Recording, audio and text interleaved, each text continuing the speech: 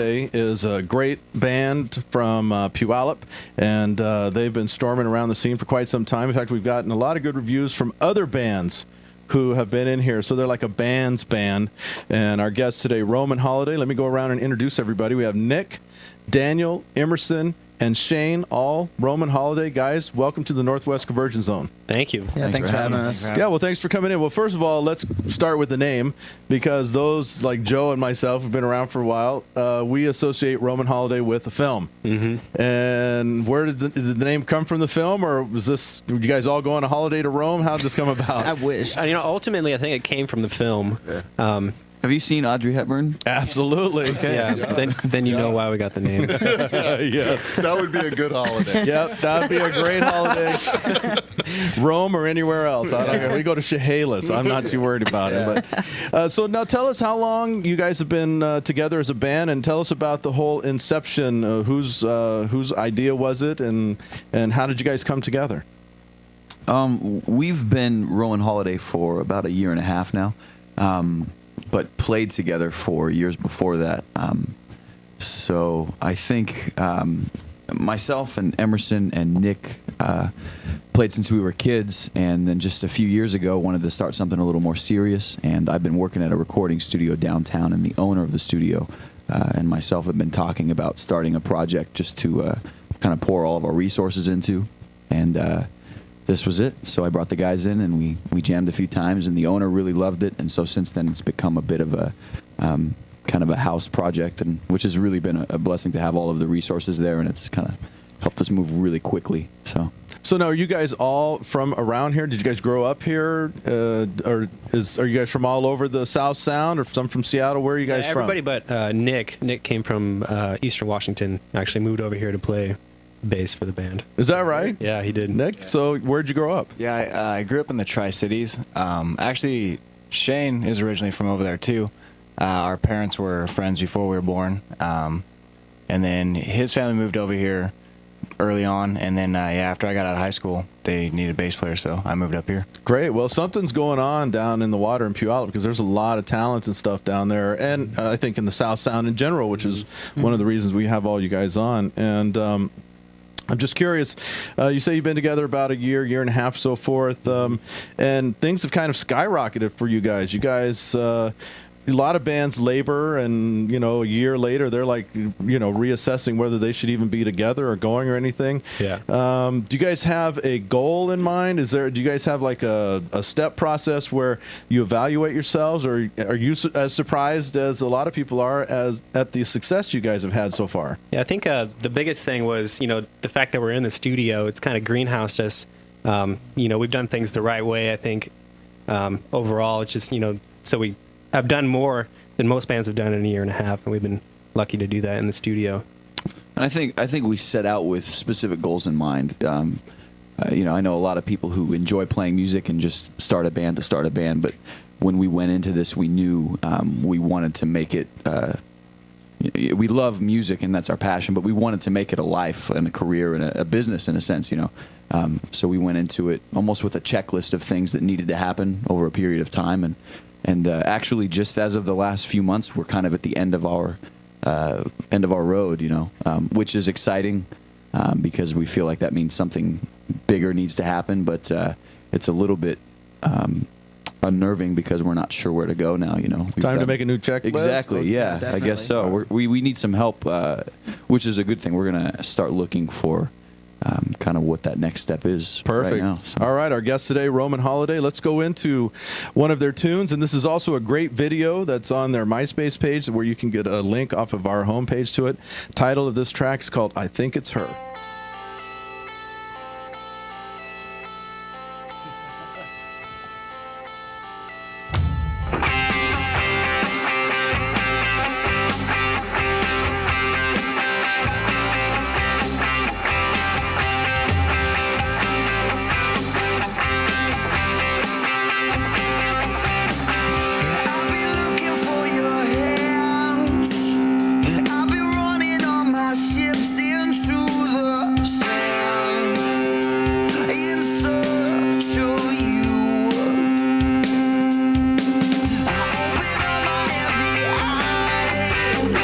What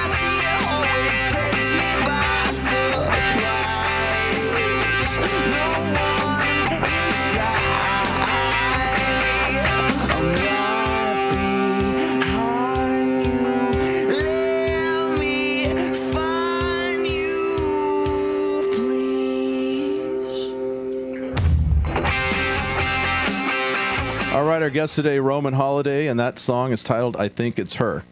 I wanted to ask you all, and it's kind of a standard question. I hope you haven't been asked it 1,000 times, but if you have, just answer it for me one more time, because I'm feeling a lot of different things in your music, what I've listened to so far. I mean, there's a little bit of arena rock feel to it. I'm feeling a little U2 sometimes in there, maybe even a little taste of Rush I felt somewhere in there. So what are your musical influences, and what do you guys like? And I think for me, growing up, one of the first rock bands I really got into was AC/DC. So I just kind of cut my teeth on that, and yeah, I think that's probably one of my biggest ones right there. That's great. Nick, the bass Nothing player. wrong with that. I was in really heavy stuff in the beginning, like Black Sabbath, Ozzy Osbourne, Zeppelin, and stuff like that. Newer stuff like, Coldplay, Kings of Leon, The Killers, anything like that. I think, like the Beatles and Zeppelin to start off with the classics, and then, like he said, Coldplay, The Killers, Kings of Leon, a lot of British rock I've been really into. So, and for me, from like a writing perspective, I would say it started with like Bob Dylan and Joni Mitchell, and then now writers like David Bazan or even David Gray or any David, really, David Hasselhoff. Das Good in Germany. Who has been kicked off America's Got Talent for some strange reason. Maybe it was that burger eating thing on the floor. I don't know. So the video, I think it's her. It's right at the top of your page on your MySpace page, and it's a great video. Let's talk about that for a moment.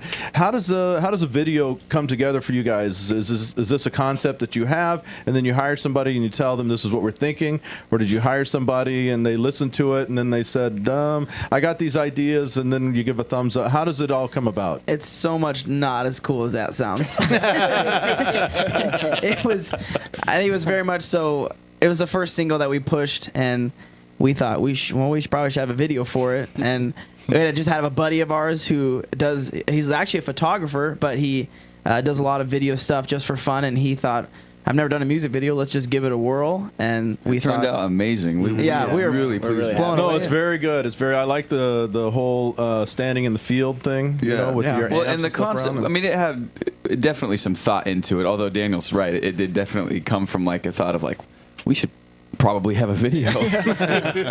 But we had the concept, but like I said, all the resources we have are amazing. And so this friend of ours, his name is Ben Chaish. He does photography, and we met with him, and we're like, hey, we've got a little bit of a concept. We want a field, and we want a girl, and so he helped us throw that together and make it look like we knew what we were doing. benchice.com, by the way.